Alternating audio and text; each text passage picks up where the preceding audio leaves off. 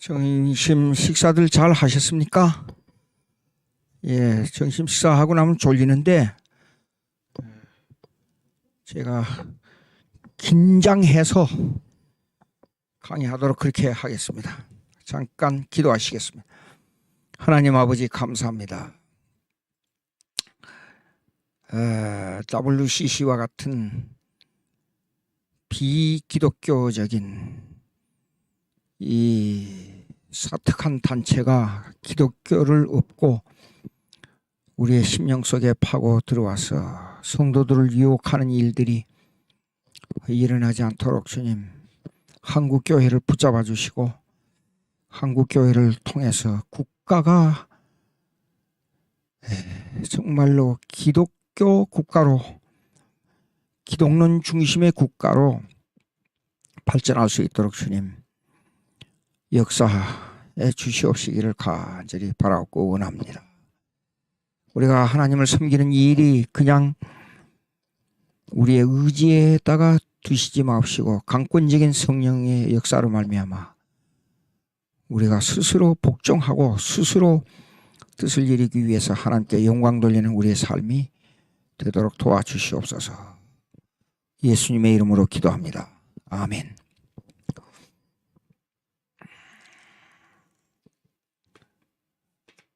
자, 아까 이제 강의하다가 이렇게 그만둔 내용이 여기 나오지요. 그러면 이것을 이제 좀 더 구체적으로 설명해 보겠습니다. 요거요. 조금 더 크게 이걸 그리겠습니다.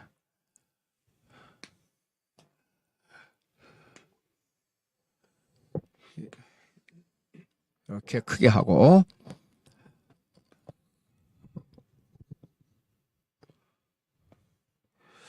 여기에 삼위일체 하나님이 계셨어요. 이 하나님은 계획을 가지고 계셨는데 그 계획이 뭐냐 그러면 만물에 관한 하나님의 계획, 만물에 관한 하나님의 계획. 이 만물에 관한 하나님의 계획은 신적 작정, 디크리, 이쪽에다 쓰겠습니다. 신적 작정이 있었어요. 그 다음에 구원에 관한 하나님의 계획이 있었어요. 요거는 예정, predestination.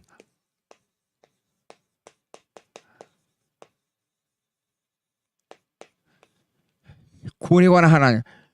요거는 신적 작정, 요거는 예정. 신적 작정, 요거는 예정. 있었어요. 근데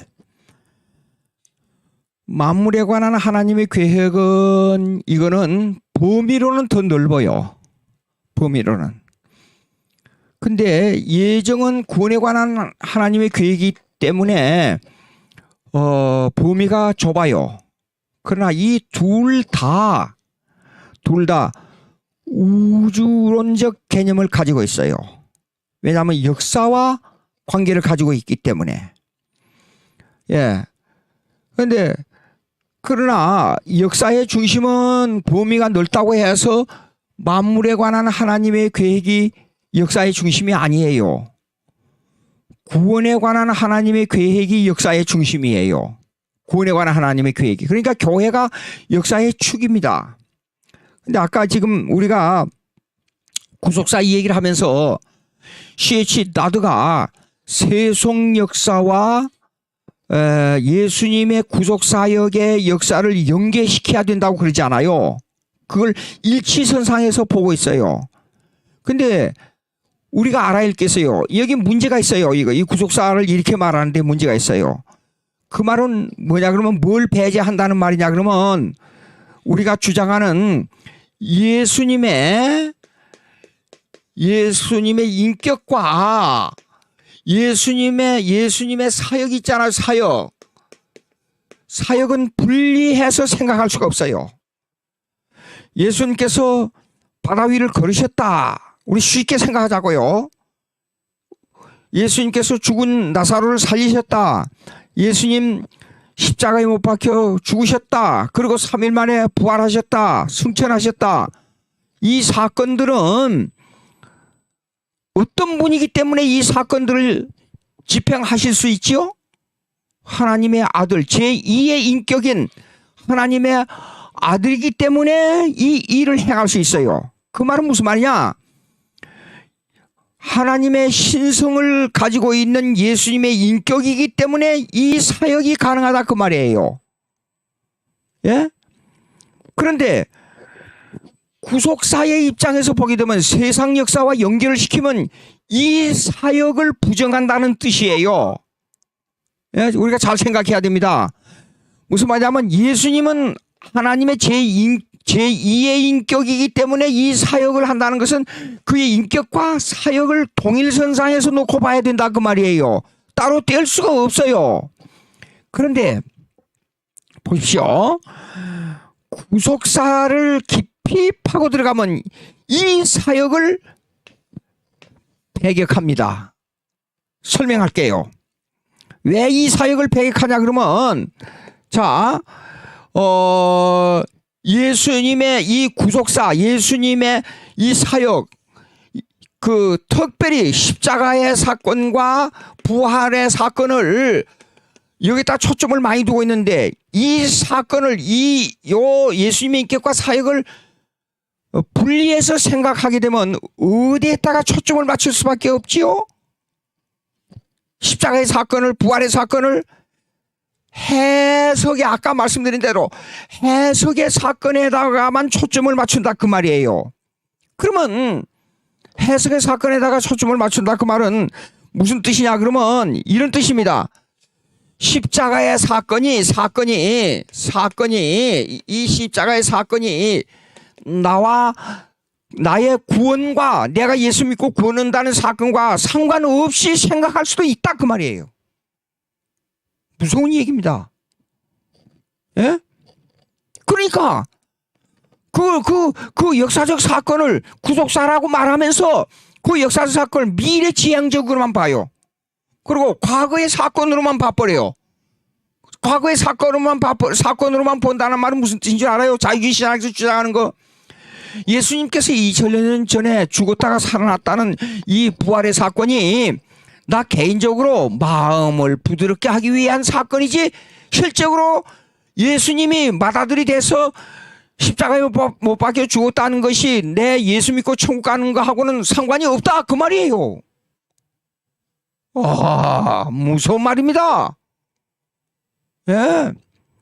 해석에다가 강조점을 두면 우리는 반드시 역사적 사건을 예수님의 부활의 역사적 사건을 부활 사건 그 자체로 받아들이되 그 사건이 내 것으로 받아들인다는 말은 무슨 말이냐?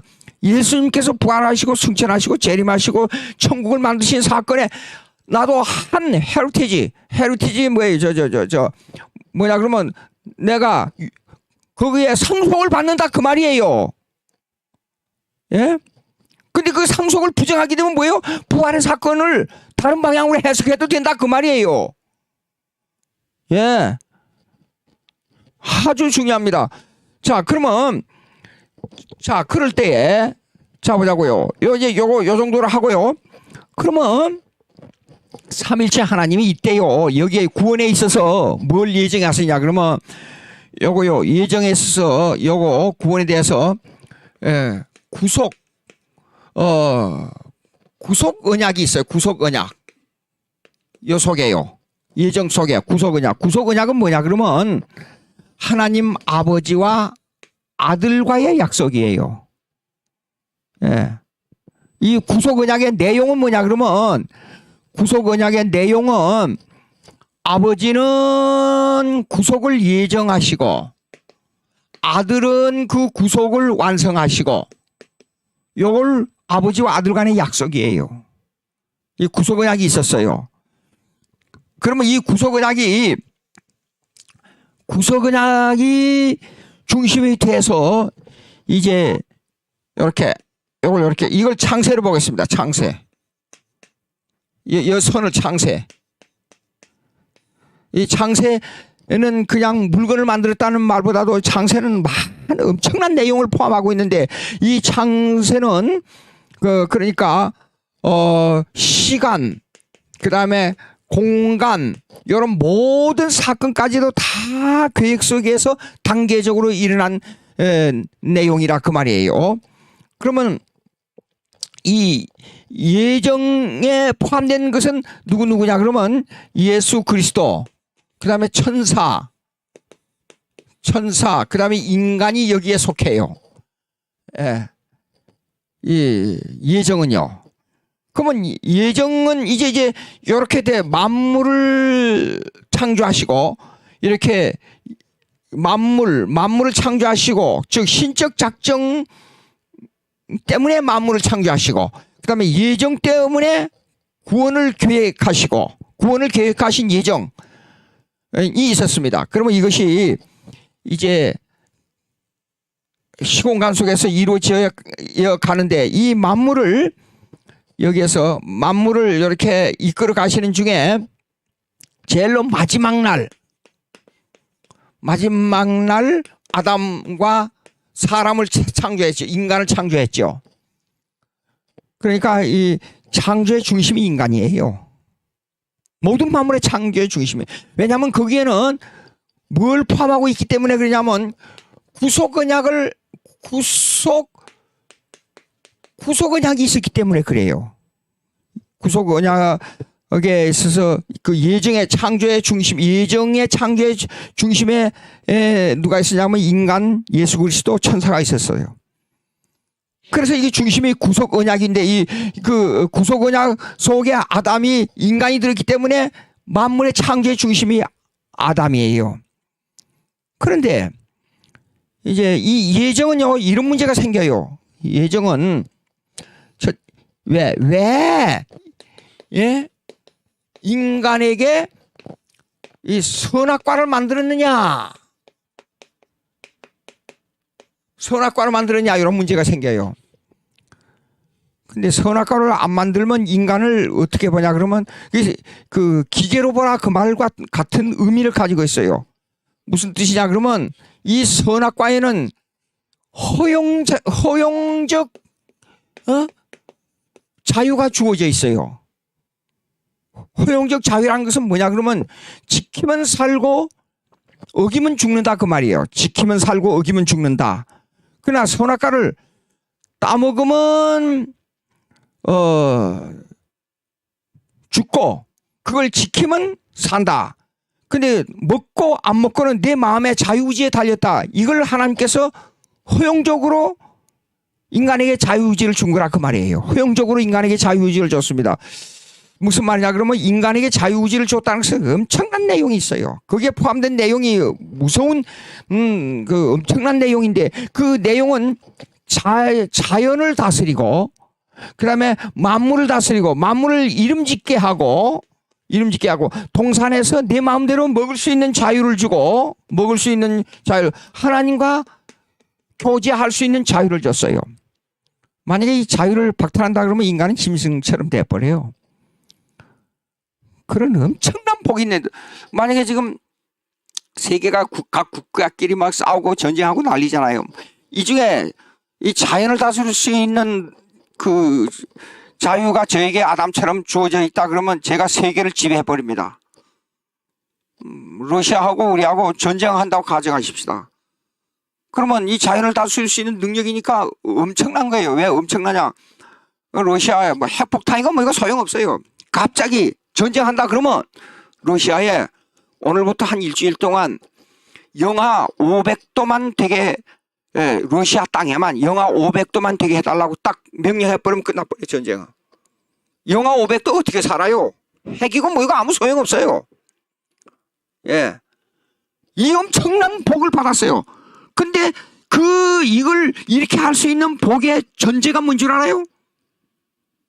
선악과예요. 선악과. 선악과를 지킬 때에 이 엄청난 복을 유지할 수가 있어요. 그러니까 선악과는 인간에게 주어지는 무한한 복이에요. 근데 선악과를 왜 만들었냐? 인간이 반항한다 그러면 이걸 질문하고 이걸 시비를 건다 그러면 하나님을 뭡니까? 욕하는 불경죄에 들어가게 되는 거예요. 예? 자, 그러면 인간의 자유의지라는 것은 이렇게 엄청난 내용을 담고 있어요. 그런데 왜 자유의지를, 그러면 선악과를 따먹을 줄 알았습니까? 몰랐습니까? 하나님께서 다 알고 계셨어요.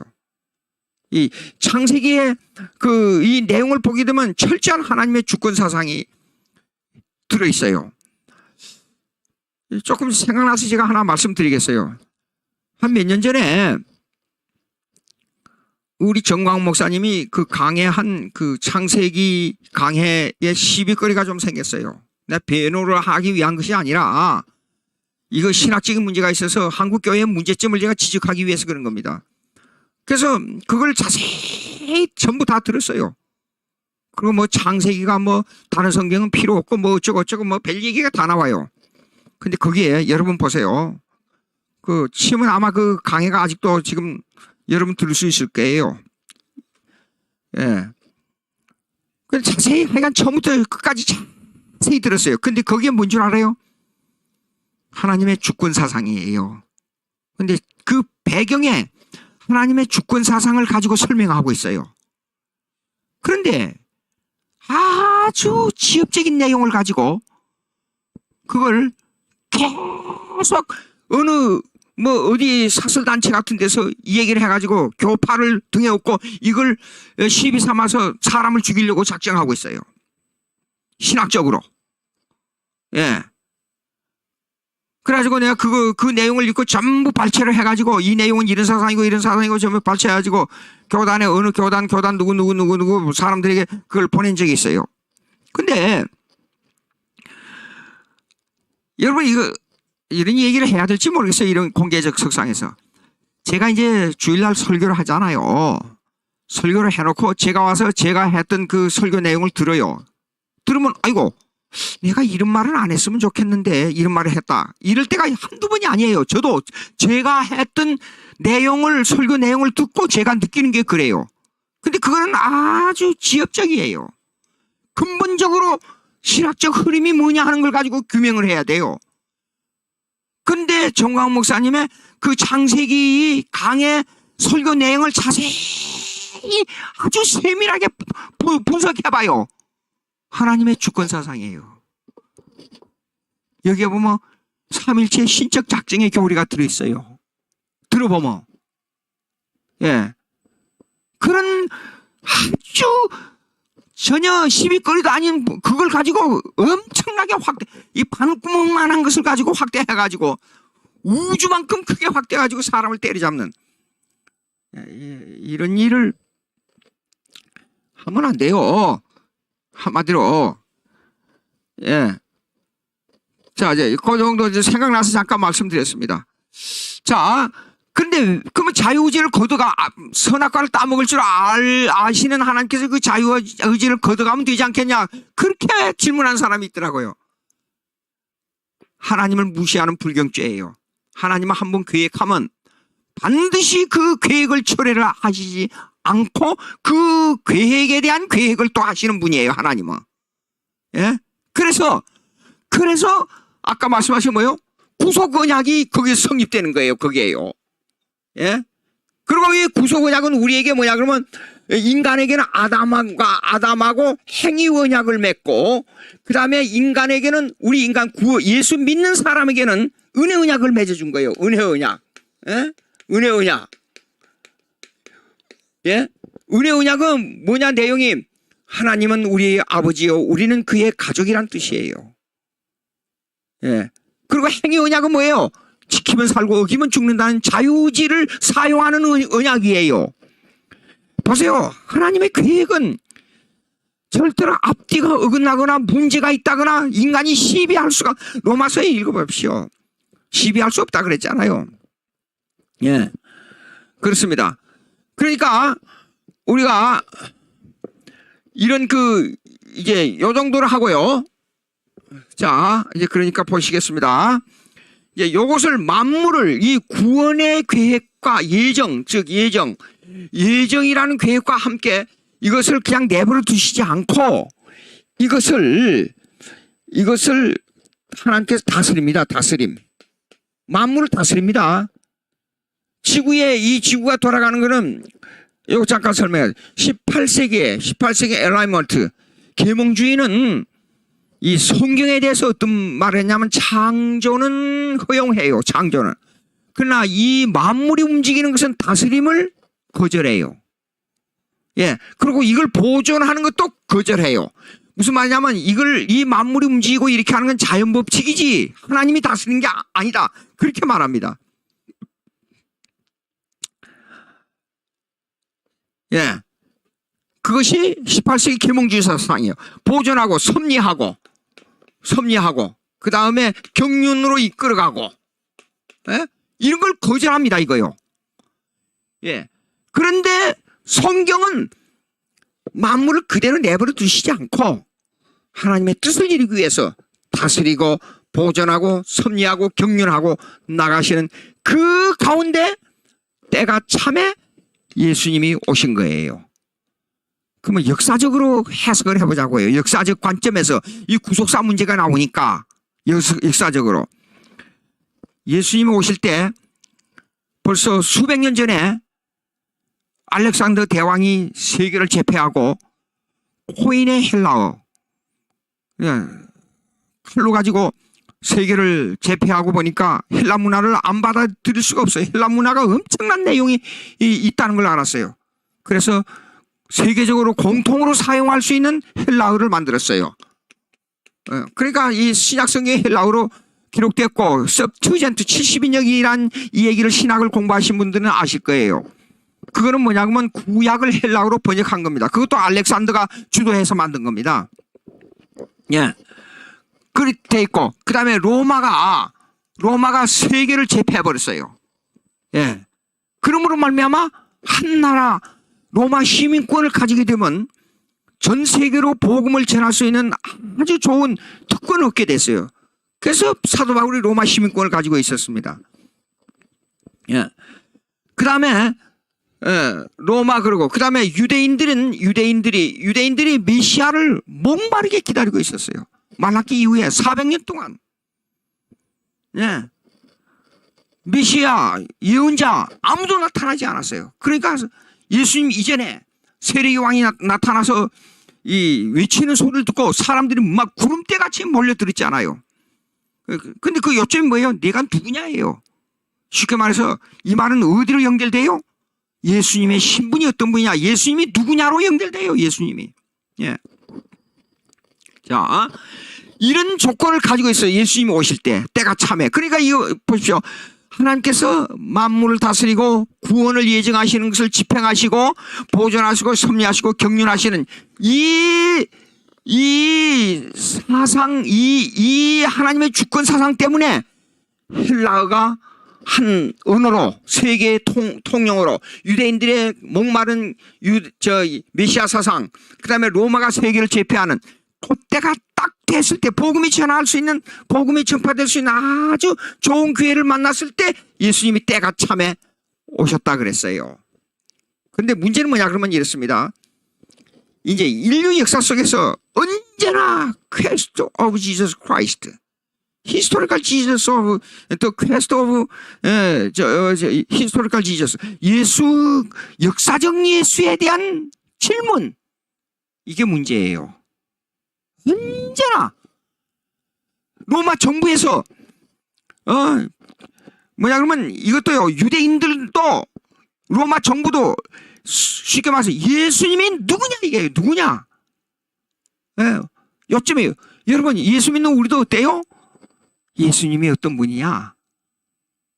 예수님이 진짜 하나님이냐? 예수님이 진짜 인간이냐? 어떻게 하나님이 인간하고 두 성품이 한 인격 속에 들어있느냐? 합리적으로 생각해봐요. 합리적으로. 이거 이해가 돼요?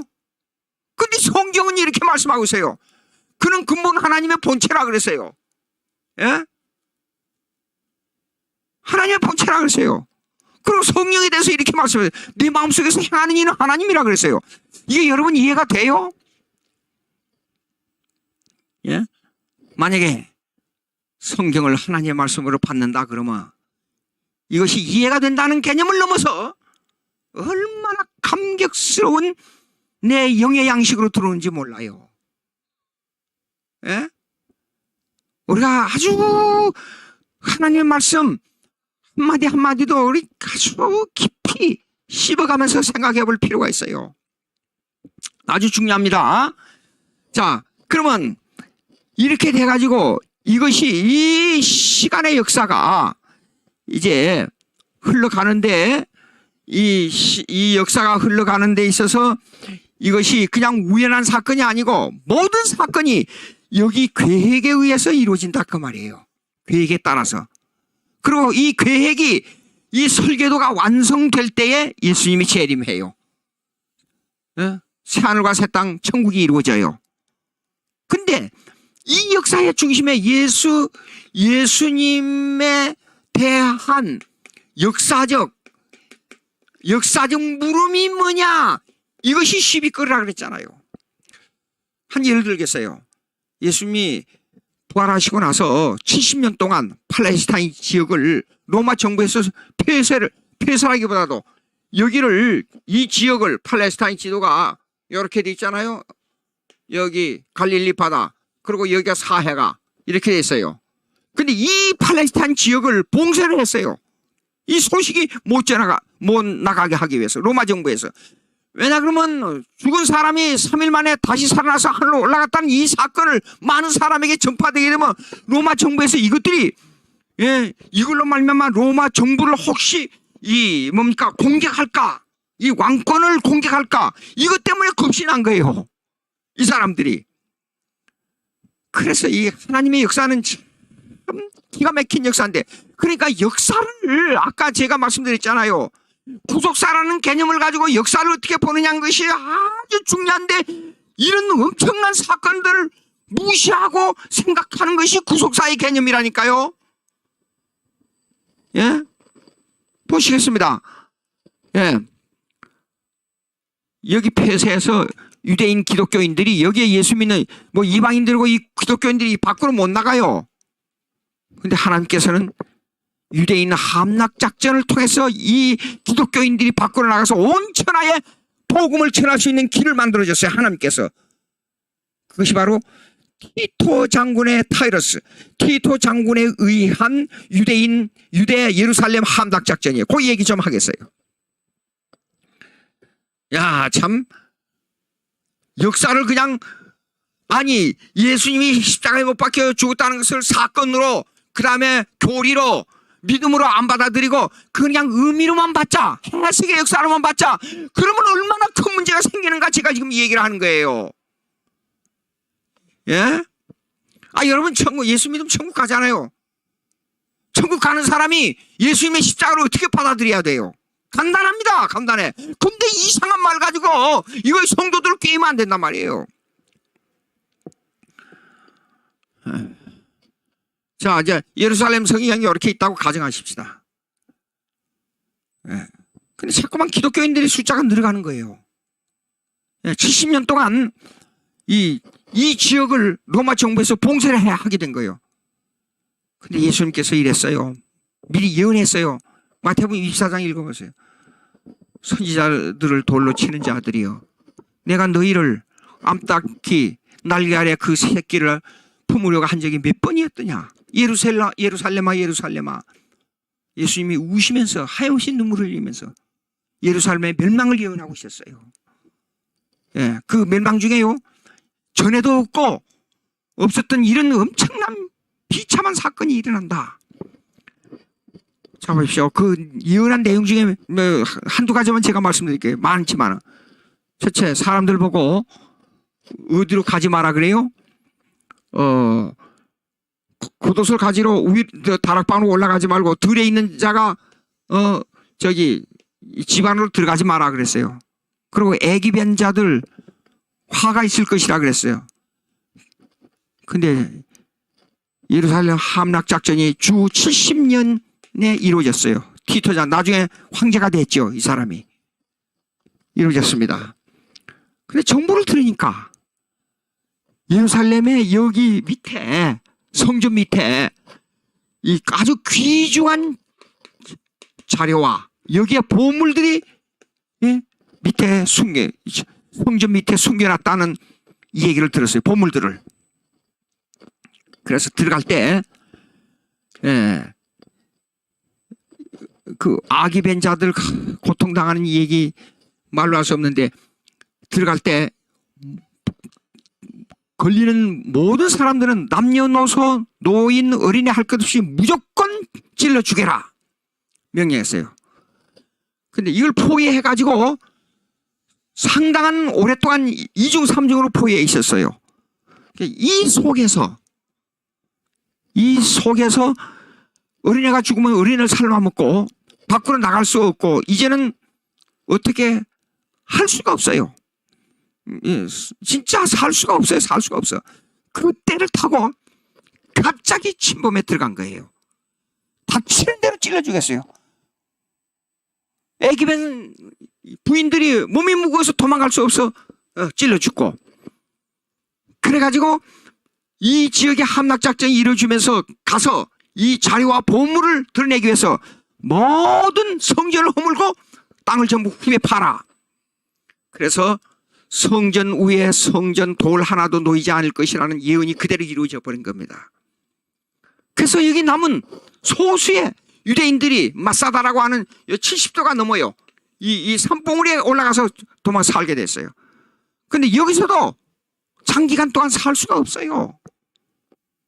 빗물 받아먹고 여기서 농사 짓고 사는데 안 되는 거예요. 근데 여기 이 봉우리가 70도가 넘기 때문에 군사들이 오늘 같으면 뭐 포로 때려버리면 그만이잖아요. 네, 올라갈 수가 없는데 돌을 굴러내리고 그래서 여기서 얼마 동안 살다가 장기간 살 수가 없으니까 하는 수 없이 이 사람들이 조세푸스라는 유명한 역사학자가 있었어요. 역사학자가 돌에다가 편지를 써가지고 밑에다가 활을 쏴서 여기에 보낸 거예요. 뭐라고 보냈느냐? 우리를 살려주면 우리가 로마 정부에 항복하겠다. 그 대신 유대인의 역사를 쓸 수 있도록 허락하겠냐? 그러니까 뭐 전쟁하지 않겠다는데 어떻게 해요? 티토 장군 좋다. 그래가지고 협상이 이루어진 거예요. 근데 이후로 유대인 크리스찬 그다음에 유대인들로 말하던 이방인들 크리스찬이 여러 군데로 흩어진 거예요. 예루살렘 성전 멸망으로 말미암아 흩어진 거예요. 그래서 복음이 전 세계로 나가게 된 거예요. 예수님께서 마태복음 28장 마지막에 사마리아 땅끝까지 복음을 전하라. 세례를 주고 복음을 전하라 하는 말씀이 실제적으로 구체적인 사건으로 이루어진 거예요. 그러니까 우리가 여러분요 생각해 보십시오. 구속사라는 개념을 의미적으로만 해석하자. 그러면 어떤 문제가 생기냐? 이 역사적 사건에 대해서 이 사건을 모든 사건을 다스리고 지배하고 섭리하시고 경륜으로 이끌어 가시는 이 역사적 사건을 이 한마디로 부정하는 결과가 나온다 그 말이에요. 예? 자, 그러면 이제 구속사의 의미를 조금 더 읽어가면서 하나씩 둘씩 따져보겠습니다. 693페이지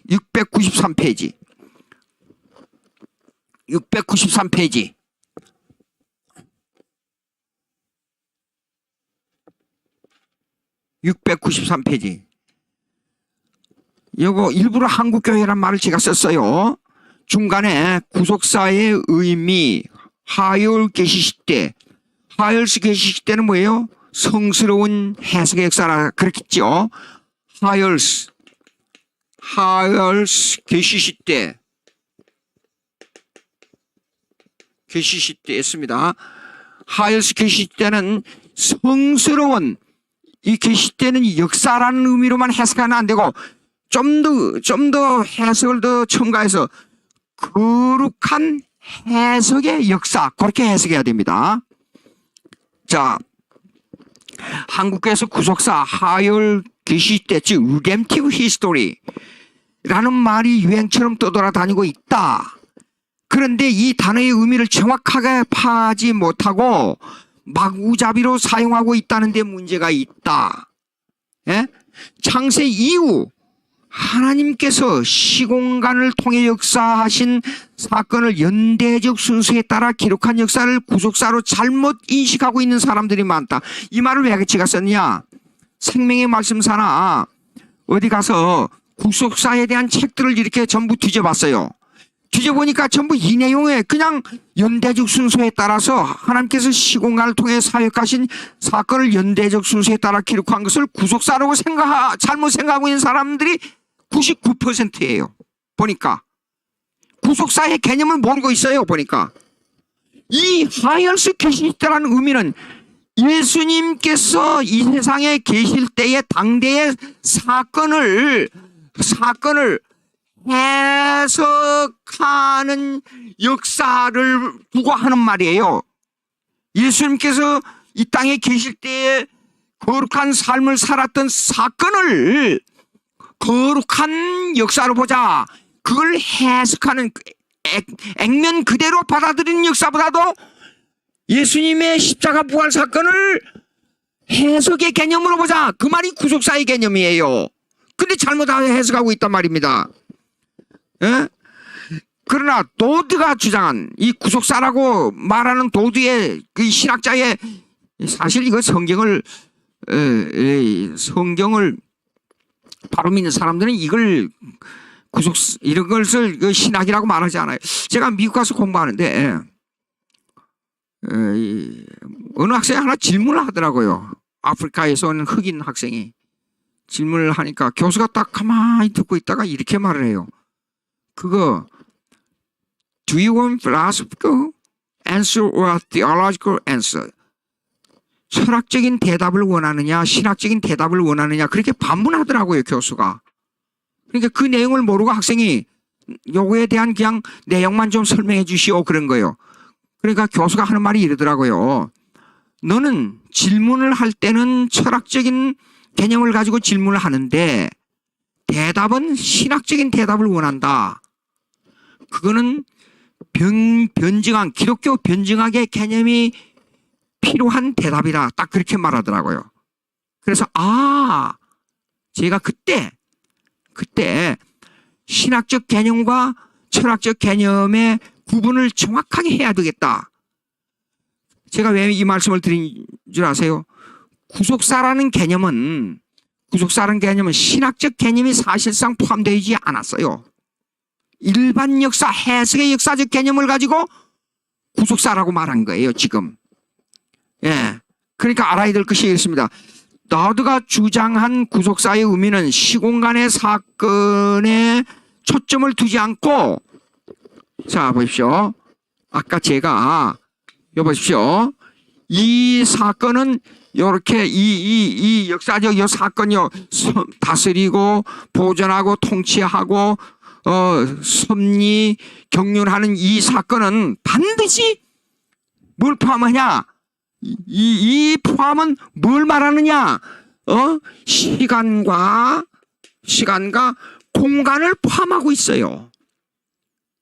근데 이걸 넘어서서 해석하지 않은 것이 구속사의 개념이라고 말이에요. 시공간 사건을.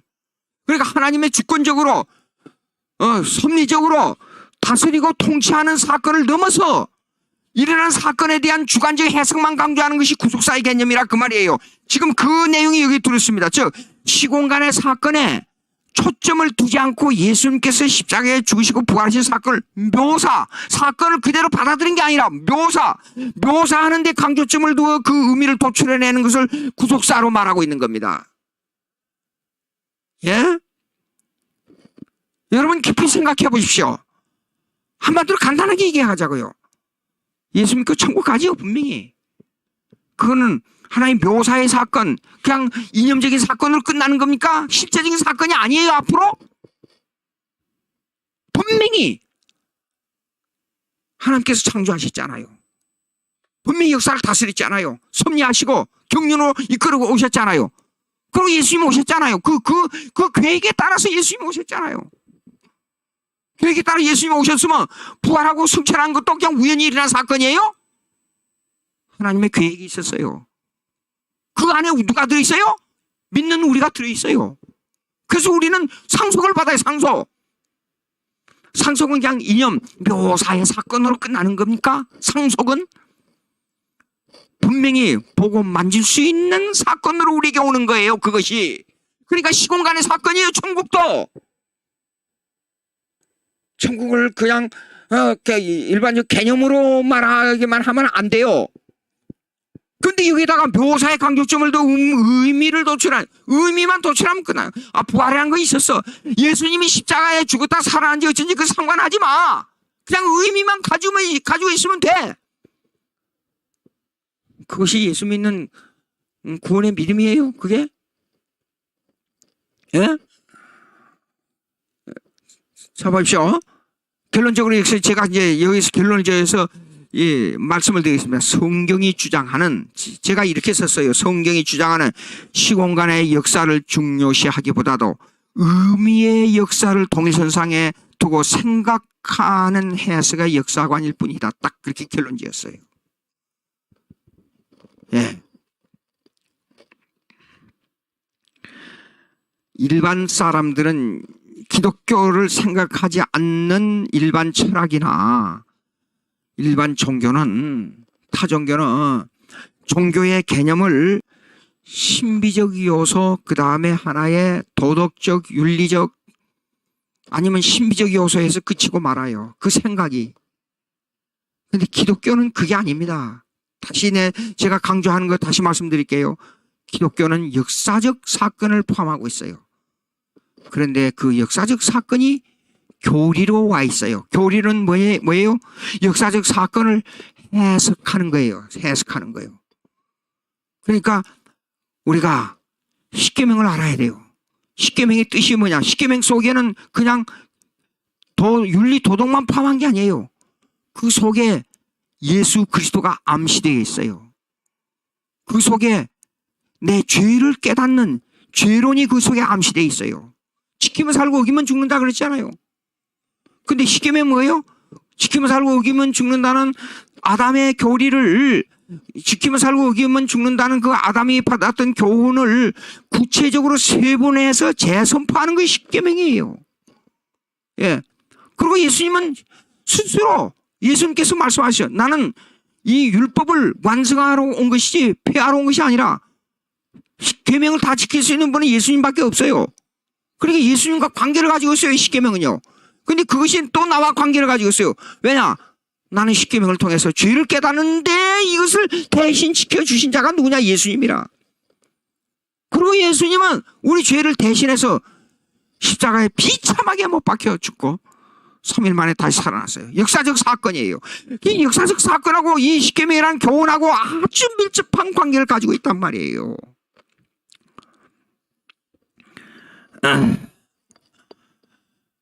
자, 잠깐요. 여기서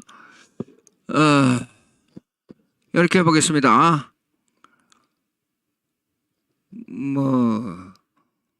제가 이제 질문들이 나올까 봐서 잠깐 좀 훑어보겠습니다.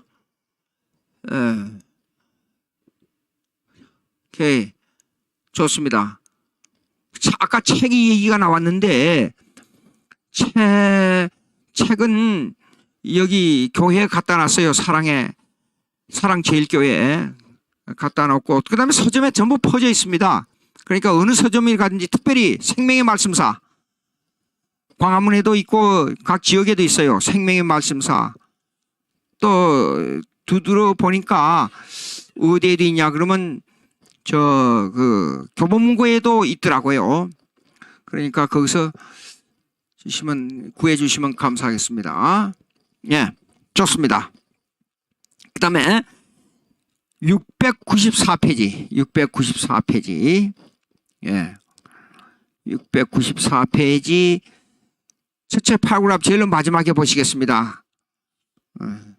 더드가 주장하기를 하나, 둘, 셋, 넷, 다섯째 줄입니다. 밑에서 다섯째 줄. 더드는 주장하기를 전 모든 역사는 최후의 성스러운 역사, 즉 sacred history, sacred history. 아까 하열스키 시대라고 했죠. 그걸 영어로 그냥 번역하면 sacred history라 그래요. 예, 즉 구속사의 해석에 의존해야 된다.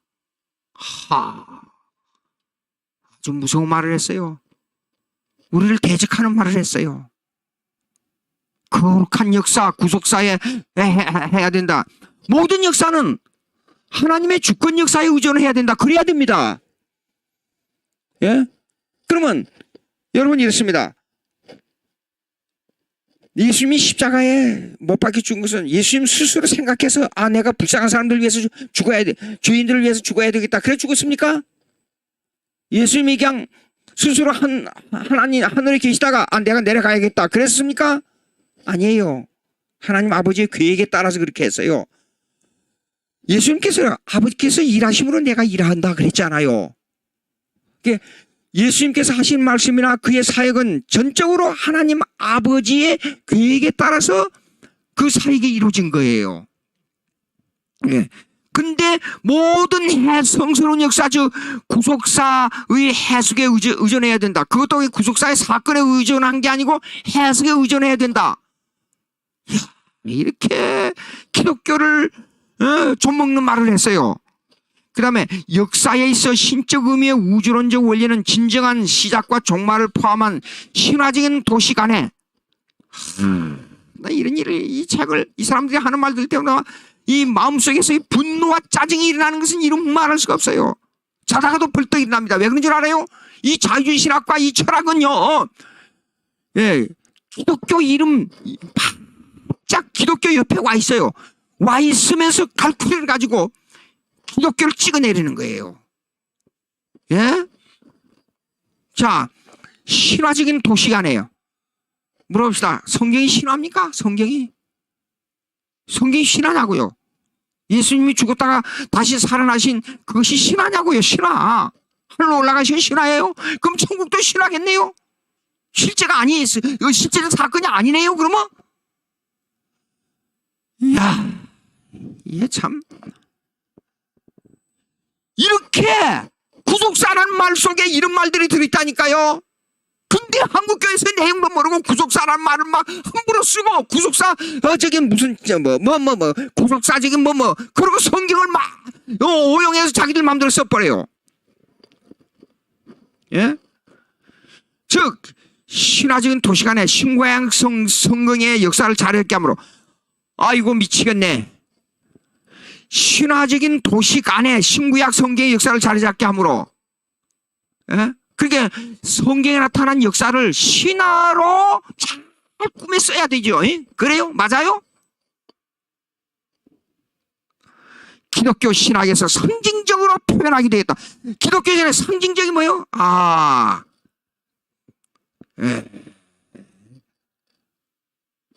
돌로 다윗의 역사, 구약의 선지자들의 역사, 850대로 이긴 엘리야의 역사. 저는 꼭 역사라고 그럽니다. 역사, 팩트, 사건의 역사. 이거는 상징으로 끝나는 거지 실제 사건의 역사가 아닙니까? 물어보자고요.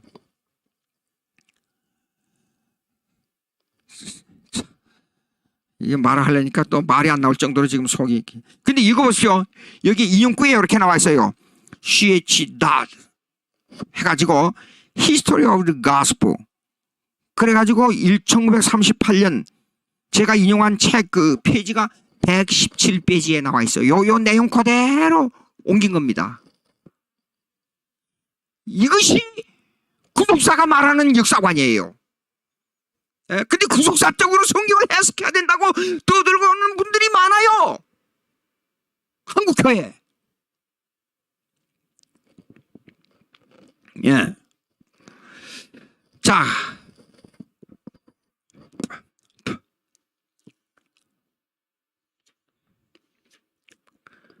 요거 이제 구속사에 대한 얘기를 할 말이 많지만은 여기에서 조금 시간상 요걸 결론적으로 하고 다른 단원으로 넘어가 보겠습니다.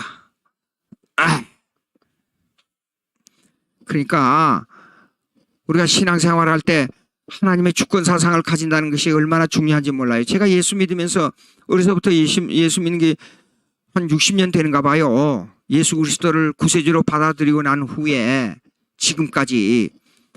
근데 갈수록 느끼는 게 뭐예요? 신앙이 깊어질수록 느끼는 게 뭡니까? 하나님의 섭리신앙이에요. 이 모든 사건은 주님과 함께 주의 뜻 가운데 일어나지 우연히 없다. 나는 어쩌다가 아니죠. 하나님의 뜻 가운데 살아가면서 20세기 말에 태어나서 20세기 중반이죠. 중반에 태어나서 예? 비록 가난한 한국 땅에서 태어났지만 예수 그리스도에 대한 신앙이 한국에 퍼질 때 태어나서 신학을 공부하고 미국까지 유학을 다녀왔다는 것에 대해서요. 그리고 미국 가서 공부할 때 청교도주의 신앙인들에게 주로 훈련을 받았어요. 10년 이상을요. 하나님의 무한한 복이에요. 그것이 우연한 사건이에요. 하나님의 뜻, 하나님의 섭리 생각하면 참 감격해요. 시편 63편을 보게 되면요. 뭡니까? 하나님의 계획이, 하나님의 뜻이 내 생명보다 귀하다. 근데 그 히브리 말을 번역해 보니까 이러더라고요. 우선 조건이 뭐냐? 내 생명을 주는 우선 조건이 뭐냐면 하나님의 뜻이었어요. 그것이 그렇게 마음에 들어요. 내가 생명 태어나기 전에, 창세 전에 하나님의 뜻이 작용했어요. 그것이 우선이에요, 우선. 그리고 요한복음 에베소서 1장 4절에 보면 우리를 그 하나님의 자녀로 예정했다 그랬잖아요. 예정. 근데 사랑 안에서 그 사랑이 선제가 돼요. 선제. 하나님의 사랑이 나에게 먼저 사랑을 주시니까 하나님이에요. 그것 때문에 예정이 됐어요. 그리고 예수 믿게 됐어요. 이거 기가 막히다. 왜? 참.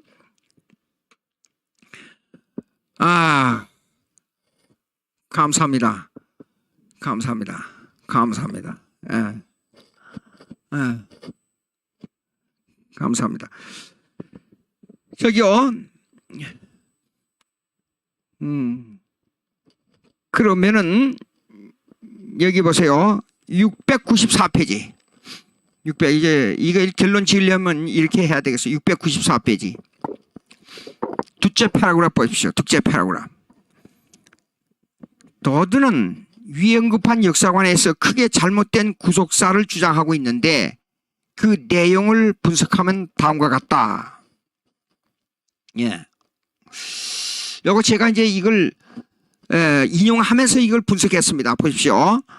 다음과 같다고 창조와 마지막 심판은 모든 역사가 단 하나의 목적론적 진리에 관한 상징적인 서술이다. 짜증나요. 짜증나. 진짜 화나요. 역사는 목적론적이 아니고 뭐라 그랬어요? 아까 시온론적이라 그랬어요. 하나님의 계획이 종말에 가서 완성된다. 다시 그림이다. 여기에 창세전에 하나님의 설계도가 있었잖아요. 설계도대로 이것이 이 시공간에 집행되고 여기에서 완성되는 거예요. 목적론적이에요. 목적론적은 이것을 무시하고 여기에 와서 완성된다. 여러분요, 뭡니까? 폴 틸리키라는 혹시 말 들은 지 있는 분이 모르겠어요. 폴 틸리키는 목적론적에만 관심을 드는 신학을 주장해. 신학도 아니죠. 뭐냐 그러면 궁극적 관념이라는 개념을 가지고 신학을 전개해요. 그리고 몰트만의 소망의 신학이 소망. 근데 어느 한국 교회 옛날에 한 20년 전인가 몇 년 전에 제가 한국 교회에서 몰트만을 불러다가 대대적으로 선전하고 소망을 가져야 된다. 소망의 신학 하면서 선전하고 강의하고 다닌 사건이 있었어요. 몰트만의 소망의 신학 무슨 뜻인지 아세요? 과거의 역사를 무시하고 미래의 목적론적으로만 지향하는 신학이에요. 성경은 창세전에 하나님의 주권적 설계도에 의해서 역사가 이루어지고 이 역사의 설계도가 목적론적으로 이어져야지 이것을 무시하고 무슨 목적론적이 있냐 그 말이에요. 예? 이것이 틀렸다니까요.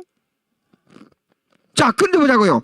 근데 목적론적 진리에 관한 그것도 그냥 서술이 아니고 상징적인 서술이라고 했어요. 상징은 뭘 말합니까? 실제적인 역사적 팩트를 무시하는 거 아닙니까? 그 다음에 그러므로 창조의 역사, 상징적인 역사가 아니고 시공간에서 이루어진 사건 역사인 히스토리 역사는 시간이 연계된 시작을 가지고 있는 문자적이고 과학적인 진술로 받아들일 수 없다. 보십시오. 이것이 구속사의 신학이에요. 근데 구속사를 말하고 있지 않아요. 즉 과거에 하나님께서 창조하신 역사 이전에 하나님께서 말씀으로 창조하시기 이전에 구체적인 설계도를 만드는 이 사실을 무시한다 그 말이에요. 예? 보십시오. 이거 보십시오. 이 내용을 제가 전부 요약해가지고 전부 해놓은 사건이 뭐냐 그러면 어디에냐 그러면 보십시오. C.H. 다드가 지금 히스토리 오브 더 가스플이라는 117 그것이 이게 제가 요약했기 때문에 하는데 장장 115에서 117까지의 나온 내용을 그대로 요약한 겁니다. 예. 자, 그 다음에 즉 시간은 시작이 없다는 것을 반대하는 것과 마찬가지로 아예 생각할 수도 없다. 여러분 시간의 시작은 뭡니까? 시간도 하나님께서 창조하신 것입니다. 그렇기 때문에 창세기 1장 딱 읽어보십시오. 밤과 낮을 구분했어요. 밤과 낮을. 시간의 시작은 하나님께서 창조로부터 시작된 사건입니다. 실체적인 사건이에요. 근데 이걸 무시한다고 말이에요. 자 보십시오. 타락의 기사도 인간이 하나님의 뜻을 거역했다는 내용에 대해서 문자적이고도 역사적인 진술로 받아들일 수가 없다. 창세기사를 역사적 사건으로 받아들일 수가 없다. 우리가 생각을 깊이 해야 됩니다. 예, 신학이라고 해서 다 하나님의 말씀을 말하는 건 줄 압니까? 예, 그 다음에 창조와 타락에 관한 모든 기사는 구속과 계시의 예비 과정으로서 시공간의 역사 속에서 일어나는 모든 것을 상징적으로 묘사하고 있는 것이다. 실체적인 사건이 아니란 말입니다. 예?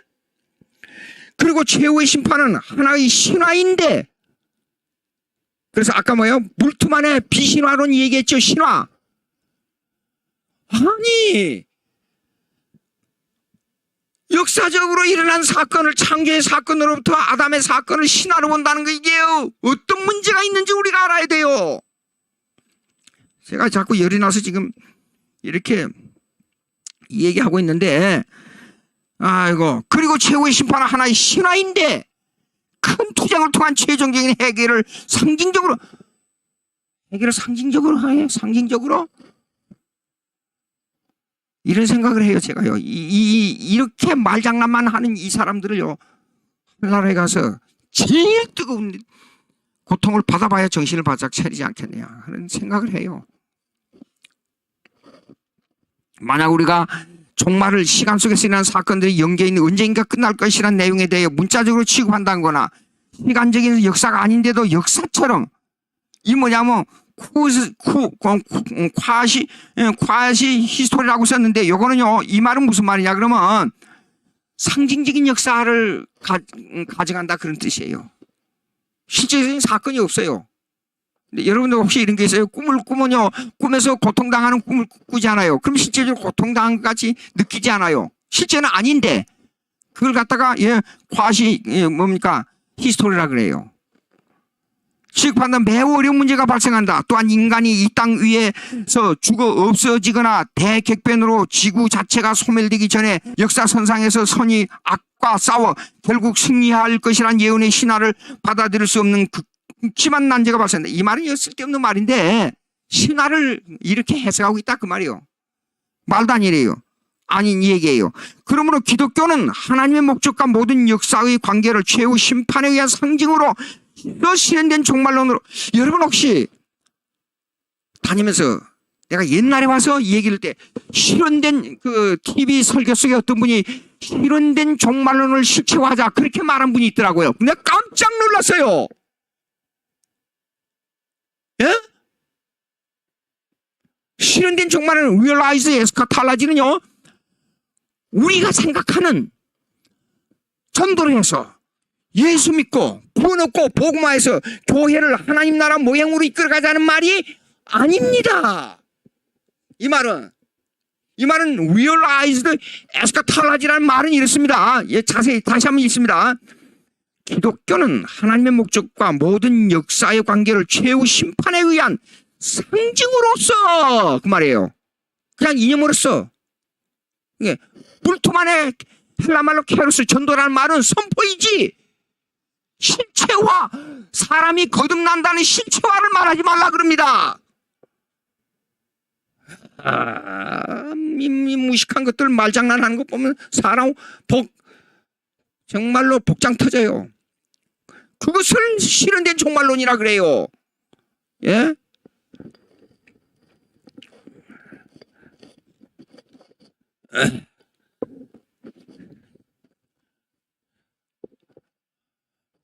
자, 여기 보시겠습니다. 이제 예. 다른 단어로 넘어가기 전에 요거 이제 결론입니다. 예수님의 사역 중에 가장 절정에 달했던 사역이 십자가와 부활이잖아요. 요걸 어떻게 해석하느냐, 요것을 역사적 사건을 우리 믿는 사람이 얘기는 그대로 얘기합시다. 요거는 시공간에서 일어난 사건을 그대로 받아요. 그렇죠? 그것이 없으면 우리가 어떻게 앞으로 부활해가지고 천국에 올라갑니까? 그대로 봤는데 이것이 이 사건을 이것을 구원과 연계해서 설명하는 내용이 성경 교리예요. 성경 교리요.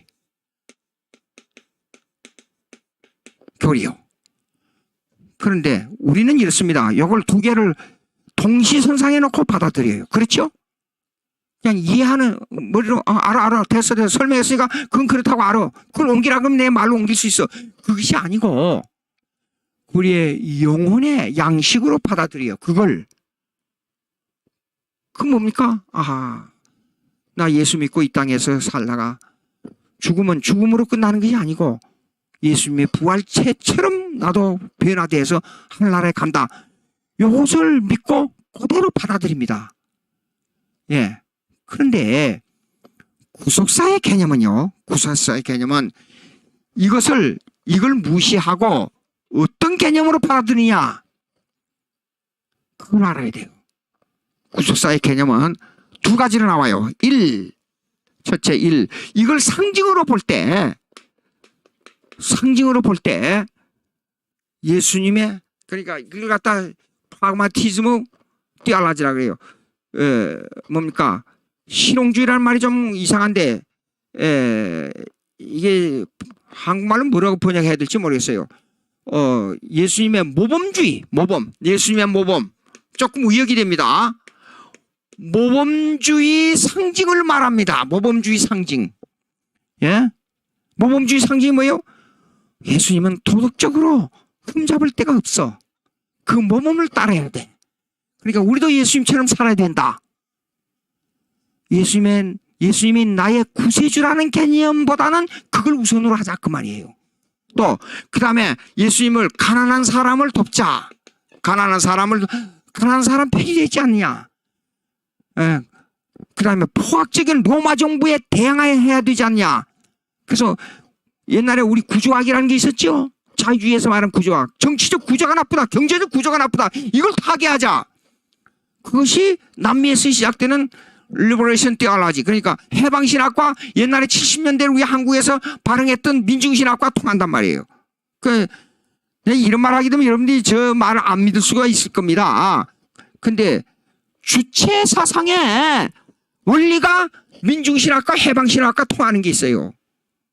언제가 나 발표할 때가 좀 왔으면 좋겠어요. 그 논문 쓰는 것도 다 있어요. 예. 거기에 대한 비밀 쓰는 얘기들이 많아서 더 이상 말하자. 그런 내용을 구체적으로 말하면 저도 또 테러를 당할 수 있으니까 조금 자제하겠어요.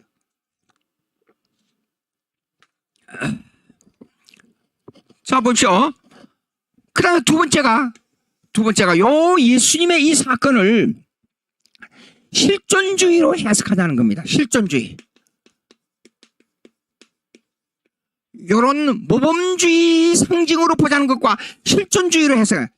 요거 조금 실존주의는 existentialism. 그러니까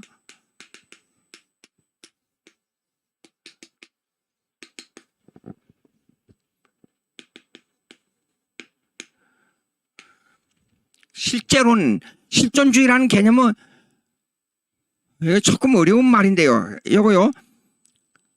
쉽게 한번 설명하겠어요. 즉 투이션, 오성을 통해 들어오는 하나의 접합을, 어떤 사건이나 뭐 이런 것들이에요. 오성을 통해 들어오는 이 접합을 주관적 의식으로 해석하자는 거예요. 주관적 해석.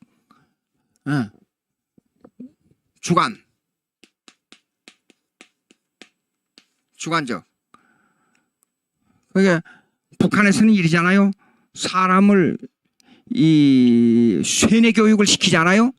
쇠뇌 교육을 시키면 빨간 것도 나중에 계속 하얀 걸로 강조하게 되면 사람들이 의식이 하얀 색깔로 변화된다는 의식이 으로 돌아설 수 있다. 그렇게 강조한단 말이에요. 그러면 그 말이 무슨 말이냐? 사건을 사건으로 받아들이지 않고 사건을 다른 의미의 해석으로 받아들인다 그 말이에요. 예, 무서운 말입니다. 참. 자, 그러면 이 실존주의라는 개념을 받아가지고 칼 발트라는 사람이 있어요. 신학자가요. 이거 어려운데 이거 될지 몰라요.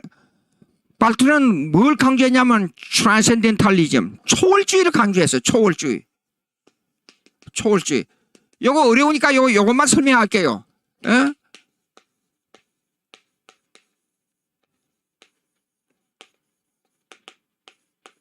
이 초월주의는 뭐냐 그러면 예수님이 역사적으로 십자가에 죽었다가 3일 만에 부활한 사건을 사건적으로 안 받아들일지라도 그것이 내 심령 속에 사건으로 들어와 있으면은 그만이다. 즉 예수님이 십자가에 죽었다가 사흘 만에 부활한 사건이 시공간 속에서 일어난 것을 너무 강조점을 두지 마라. 그 말이에요. 여러분 이해가 돼요? 예수 그리스도의 부활 사건을 시공간의 사건으로 받아들인 사람으로서는 이해 못할 말을 했다 그 말이에요. 근데 발트의 신학을 말씀의 신학이라고 강조해요. 그 말씀의 신학이 뭐냐 그러면 들어보십시오. 성경이 하나님의 말씀이다. 하나님의 말씀이다. 성경 하나님의 말씀이다. 그 다음에 성경이 하나님의 말씀이 된다. 어떤 게 맞아요? 성경은 하나님의 말씀이다가 맞아요. 하나님의 말씀이 된다 하는 것은 성경의 객관성을 무시해버려요. 성경은 기록된 객관성을 가지고 있기 때문에 거기에는 역사와 교훈이 다 포함되어 있죠. 그런데 어떤 사람은 성경 읽을 때 이것을 받아들이는 사람이 있고 어떤 사람은 못 받아들이는 사람이 있어요. 그 이유가 뭐냐면 성령의 역사 때문에 그래요. 성령이 역사하지 않으면 못 받아들여요. 그렇죠? 근데 어떤 사람은 받아들이게 되면 그 받아들일 때는 하나님의 말씀이 되고 안 받아들일 때는 하나님 말씀이 아니다 그 말이에요. 그것이 발트의 주관적 해석이에요. 그러나 성경의 말씀은 이렇습니다. 객관적 기록이기 때문에 안 받아들여도 하나님의 말씀이고 받아들여도 하나님 말씀이에요. 그래서 성경적 개념은 성경은 하나님 말씀이다가 맞아요. 예? 오직 성령의 감동 때문에 이 사람이 받아들이고 안 받아들이는 것으로 구분되는 거예요. 그러면 성령이 역사하지 않으니까 성경 말씀이 하나님 말씀이 아니지 않습니까? 그렇게 말할 수 있어요. 그런데 객관적 사역에 있어서는 성경은 언제나 하나님의 기록된 계시의 말씀이에요. 예. 성령은 이렇습니다. 그 사람의 인격을 마음대로 사용해요. 사람의 의지로 사용하는 그건 하나님의 인격이에요. 성령은 하나님이에요.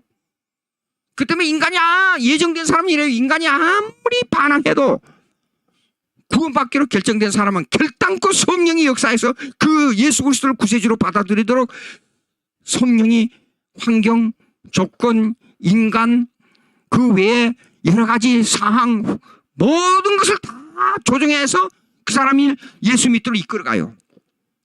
성령 하나님이니까 하나님의 인격이니까 그 사람의 의지를 굴복시켜버려요. 예. 그래서 성령의 시간과 공간에 따라서 그걸 마음대로 사용하시는 성령의 사용이기 때문에 그것이 주관적으로 역사하는 것이지 객관적으로 기록된 하나님의 말씀 성경은 그대로 언제나 존재하고 있는 거예요. 예.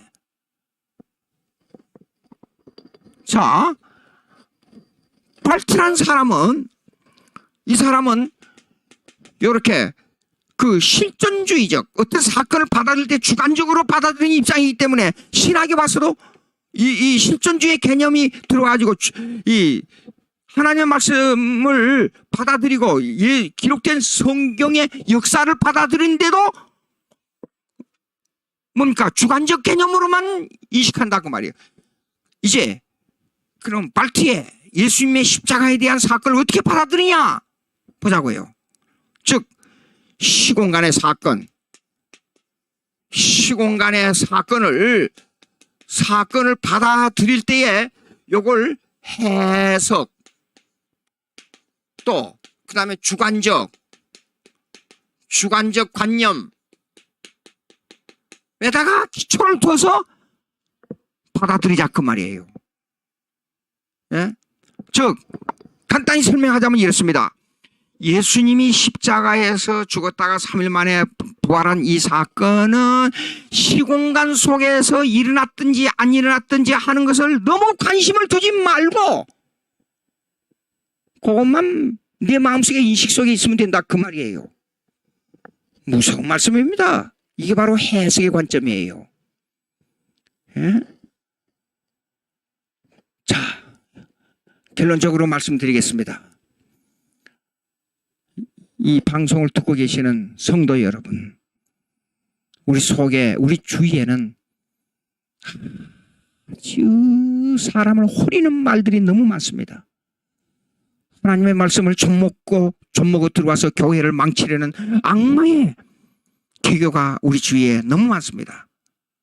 우리가 정신을 바짝 차려야 됩니다. 구속사라는 말 한마디로 가지고 한국교회를 얼마나 앞으로 어떻게 할지 저는 상상하면 의미도 없이 막 사용하는데 그것의 내용을 알고 보면 가슴이 떨려요. 피가 솟구쳐 올라와요. 제가 하는 말이 아니고 여기에 모든 자료와 근거를 가지고 말씀드리는 겁니다. 우리가 단어 한마디를 함부로 사용하면 안 됩니다. WCC에서는 언어를 바꾸자고 나옵니다. 기독교 언어, 불교 언어, 유교의 언어가 서로 이해를 못하지 않느냐? 언어를 바꿔서 공동 언어로 해야 된다 그렇게 말합니다. 그렇기 때문에 그들은 이렇게 마지막 기도했잖아요. WCC 회의가 끝나고 간센보산 나무아비 타합을 주 예수 그리스도의 이름으로 기도합니다. 아멘. 이런 여러분들 불교에 가서 중들이라고 해서 미안합니다. 이게 격화시키는 말이라고 그러는데 예. 그들이 하는 그 불경 여러분들이 이해하고 듣습니까?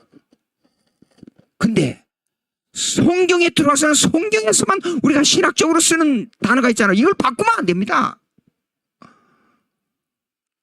들어봅시다. 삼일체를 바꿔보세요. 삼위이체라고 하자고요. 말이 됩니까? 안 되죠. 예수님은 완전한 하나님, 완전한 인간이라 그 말을 바꿔서 예수님이 인간이다. 말이 됩니까? 단어를 바꾸면 기독교를 바꾸는 거예요. 그러니까 이 말 한마디가 얼마나 중요한지 모릅니다. 구속사라는 말 한마디를 이해를 못해가지고 엉뚱한 방향으로 나가고 있잖아요. 예? 우리는 기독교인이 됐으면 기독교 말을 배워야 돼요. 기독교인이 됐으면 여기서 가르침을, 이 하나님께서 가르쳐준 말씀을 배워야죠. 하나님께서 가르쳐준 말씀을. 응? 그리고 거기에 우리가 따라서, 아니 하나님께 순종해가지고 우리는 얼마나 유익을 많이 받습니까? 그거 배워야죠. 배우고 그대로 순종하고 따르고. 예. 자, 오늘 이 정도로 하고요. 다음 단으로 넘어갑시다. 아이고, 시간이 많이 갔네요. 한 10여 분 남아밖에 안 됐어요. 아유, 오늘은 이거 한 과목 가지고. 자, 하나님에 대해서는 이 얘기를 조금 해야 되겠어요. 하나님에 대한 얘기. 몇 페이지로 넘어가냐 그러면 앞으로 쭉 넘어가서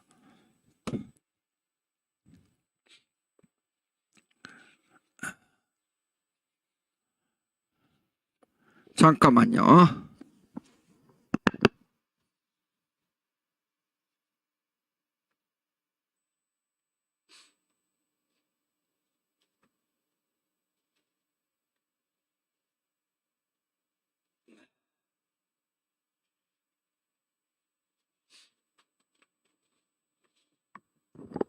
(131페이지) 한번 131페이지 한번 보겠습니다.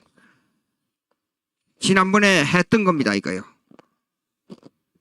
구속사에, 거기에서 구속사 133페이지에서 구속사가 나와가지고 잠깐 지난번에 설명해서 그냥 넘어가려다가 지난 주일날 오후에 광화문 집회에 제가 갔다가 이 내용을 듣고 어렵고 이해가 안 된다는 얘기를 하시는 분을 만나가지고 오늘 이렇게 조금 시간을 내서 했습니다. 하나님에 대한 이 얘기를 좀 해야 되겠는데, 이걸 이렇게 하겠습니다. 그냥 책 그만두고 잠깐요. 10분밖에 안 남았으니까 이것을 말씀을 드리고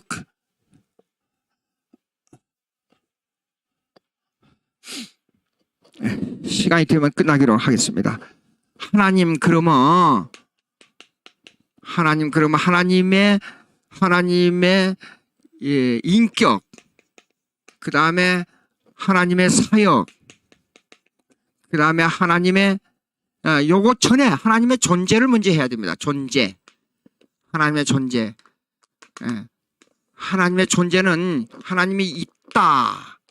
그 다음에 being, 아니면 또 exist, exist, 이런 개념으로 이해해서는 안 된다 그 말입니다. 하나님이 있다 하는 것을. 그러니까 하나님이 살아계신다로만 가지고는 참된 기독교인의 신앙이 성립되는데 아주 모자라요. 그러면 어떻게 해야 되냐? 하나님이 있다는 것보다도 하나님, 이걸 확실히 알기 위해서는 인격적 교제야 하나님을 알아야 된다 그 말이에요. 그 리얼리티로 알아야 된다 그 말이에요. 리얼리티, 하나님의 인격적 교제의 존재로. 그러면 교제의 존재를 안다는 것은 가정에서 아버지를 만나면 아버지하고 실제로 인격적으로 만나지 않아요. 그와 같이 그 인격적 존재는 삼위일체 하나님이 돼야 돼요. 그러니까 우리 하나님의 존재를 안다는 것은 삼일체 하나님과 교제 관계를 이루어야 된다는 뜻이에요. 지난번에 잠깐 말씀드렸습니다.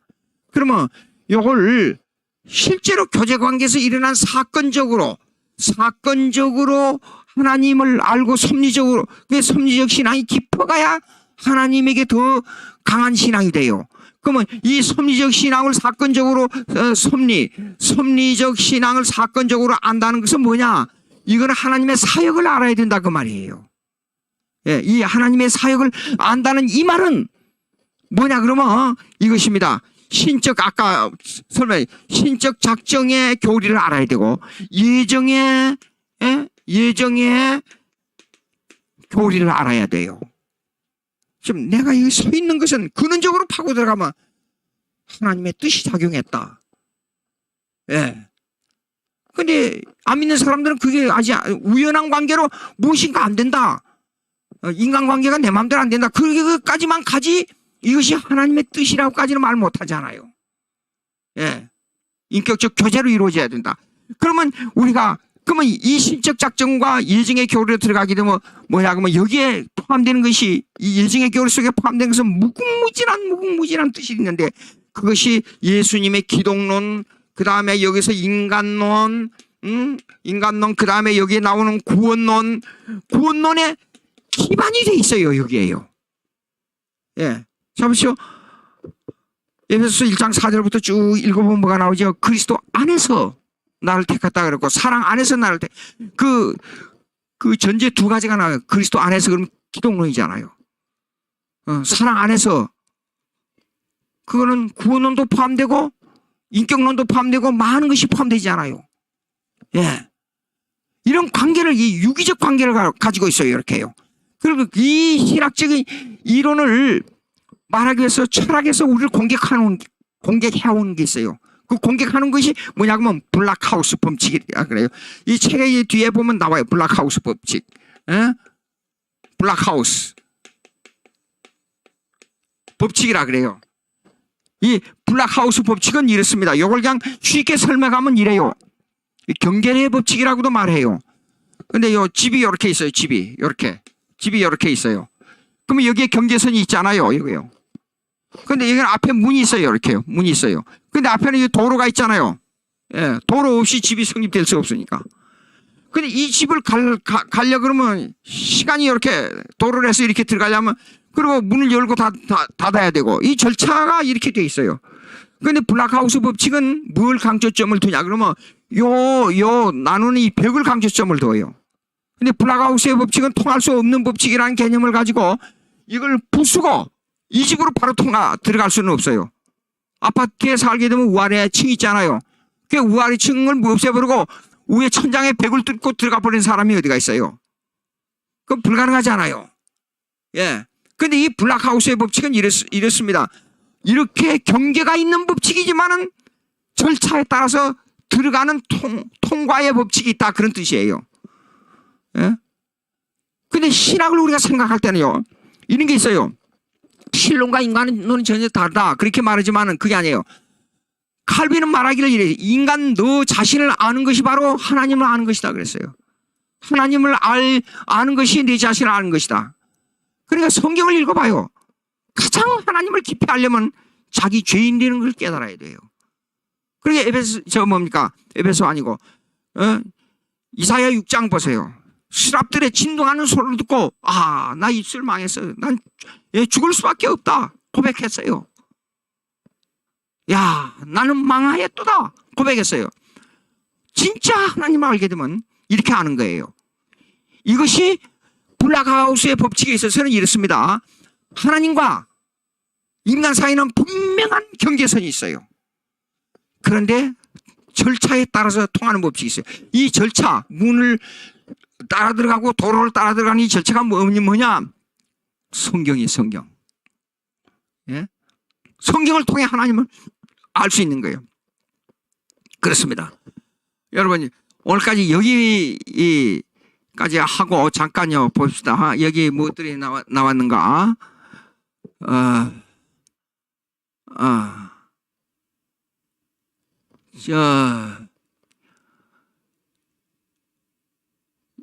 쭉 보니까 여러 가지 나와서 됐습니다. WCC, KCC 아웃 좋습니다. 여러 가지 좋습니다. 좋아요. 여러분들이 이렇게 의견을 말씀해 주시니까 앞으로 다음에 강의할 때 참고가 좀 됩니다. 고맙습니다. 잠깐 기도하고 마치도록 그렇게 하겠습니다. 하나님 아버지 감사합니다. 우리의 연약함을 도우시는 주님, 저희들을 정말로 사랑하셔서 택하시고 성령을 통해서 저희들에게 은혜 주시고 저희들로 하여금 하나님께 영광을 돌릴 수 있는 이런 조그마한 정성을 바칠 수 있는 주님의 은혜를 감사합니다. 하나님 아버지, 저희 마음을 다하고 뜻을 다하고 삶을 다해서 주님을 잘 섬기도록 해주시옵시고 우리가 악한 범죄에 빠지지 않도록 주님 도와주시옵시고 우리의 연약함이 주님으로부터 위로받아서 사도들과 같이 그 제자들과 같이 성령으로 말미암아 이 세상을 지배해버리고 복음을 전하는 데 있어서 모든 것을 털어놓을 수 있는 저희들 될 수 있도록 역사해 주시옵소서. 이 모든 말씀을 우리 주 예수 그리스도의 이름으로 기도하옵나이다. 아멘. 고맙습니다. 다음 시간에 또 뵙겠습니다.